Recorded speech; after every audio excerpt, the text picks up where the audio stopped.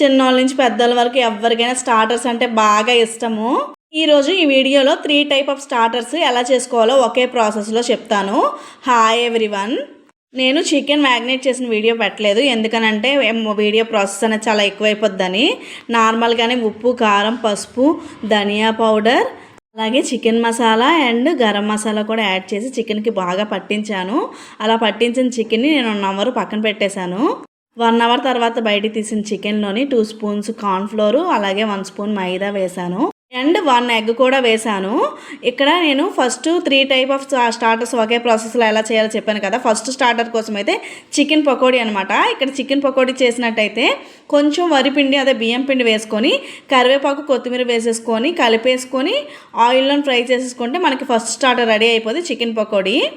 And ఇప్పుడు చేసే స్టార్టర్కి అయితే మాత్రం నేను బియ్యం పిండి యాడ్ చేయలేదు, ఎందుకంటే బియ్యం పిండి యాడ్ చేయడం వల్ల కొంచెం క్రిస్పీగా అవుతుంది కదా. ఈ స్టార్టర్కి క్రిస్పీగా ఉంటే బాగోదు చికెన్, అందుకని యాడ్ చేయలేదు. ఇంకా రెండో స్టార్టర్కి వచ్చేసరికి ఈ పీసెస్నే మనము తిన్నంగా అంటే ఒక స్లైసెస్లా కట్ చేసుకుంటే డ్రాగన్ చికెన్కి యూజ్ అవుతుంది అనమాట. డ్రాగన్ చికెన్ ప్రాసెస్ కూడా సేమ్ ఇదే ప్రాసెస్, ఇవే కలపాలి. దాంట్లో కూడా బియ్యం పిండి యాడ్ చేయరు. ఇంకా చికెన్ ఫ్రై అయిపోయింది పక్కన పెట్టేసి ఆనియన్స్, వెల్లుల్లిపాయ ముక్కలు చిన్న చిన్నగా కోసాను. అలాగే కొత్తిమీర, కరివేపాకు యాడ్ చేయలేదండి. అండ్ మిరపకాయలు కూడా వేసేసి కలుపుకున్నాను. ఇది మొత్తం ఫ్రై అయిపోకూడదు. ఒక 50% ఫ్రై అయిన తర్వాత మనం దీనిలోనికి సాసెస్ యాడ్ చేసుకోవాలి. Red chilli sauce and tomato sauce, అలాగే డార్క్ సోయా సాసు యాడ్ చేశాను.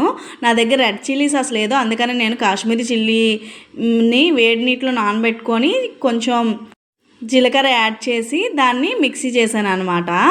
మీ దగ్గర ఎండుమిరపకాయలు ఉన్నా ఇలా చేసుకోవచ్చు. అండ్ నేను జీలకర్రని ఎందుకు యాడ్ చేశాను అంటే నా దగ్గర జీలకర్ర పౌడర్ లేదు, అందుకని యాడ్ చేశాను అనమాట.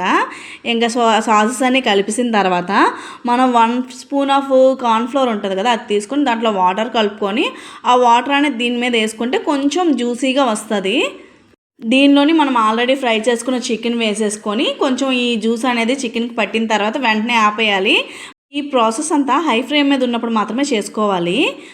అండ్ డ్రాగన్ చికెన్ చేసుకున్నట్లయితే మాత్రం ఇప్పుడు చేసిన ప్రాసెస్ అంతా చేసేసుకొని పీసెస్ మాత్రం నిలువుగా కోసుకోవాలి. అండ్ లాస్ట్లో వచ్చేసరికి స్టవ్ ఆపేసిన తర్వాత మన దగ్గర నువ్వులు ఉంటాయి కదా, వైట్ నువ్వులు, ఆ నువ్వులు యాడ్ చేసుకుంటే ఇంకా డ్రాగన్ చికెన్ ప్రాసెస్ అనేది కంప్లీట్ అయిపోద్ది అనమాట. ఇది నేను కంప్లీట్ డ్రాగన్ చికెన్ ప్రాసెస్లోనే చేశాను, ఎందుకంటే చిల్లీ చికెన్కి అయితే ఇంకా మనకి క్యాప్సికమ్స్ యాడ్ చేస్తాం కదా, క్యాప్సికమ్స్ నేను యాడ్ చేయలేదు. డ్రాగన్ చికెన్ ప్రాసెస్లో చేశాను, బట్ పీసెస్ మాత్రం నేను నిలువుగా కోసుకోలేదు. అండ్ నా దగ్గర నువ్వులు కూడా లేవన్నమాట, అందుకని నేను ఈ ప్రాసెస్లో స్టార్టర్ చేసేసాను. ఆయిల్ అండ్ డీప్ ఫ్రైని అవాయిడ్ చేయాలి అనుకున్న వాళ్ళు మాత్రం ఎయిర్ ఫ్రైయర్లో కానీ మైక్రో ఓవెన్లో కానీ పకోడీ చేసేసుకోండి.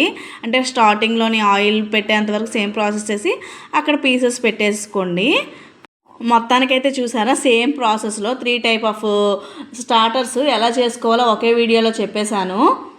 ఇలా సాసెస్ అన్నీ వేగిన తర్వాత చికెన్ వేయకముందు ఉప్పు కారం ఒకసారి చెక్ చేసుకోండి, చాలకపోతే వేసుకోండి అనమాట. నాకైతే సరిపోయి అందుకే వేసుకోలేదు నేను, అంటే పకోడీలో కొంచెం ఎక్కువ వేసేసాను అందుకని వేసుకోలేదు. ఇంతే వీడియో నచ్చినట్లయితే లైక్ చేయండి, షేర్ చేయండి, సబ్స్క్రైబ్ చేసుకోండి ప్లీజ్.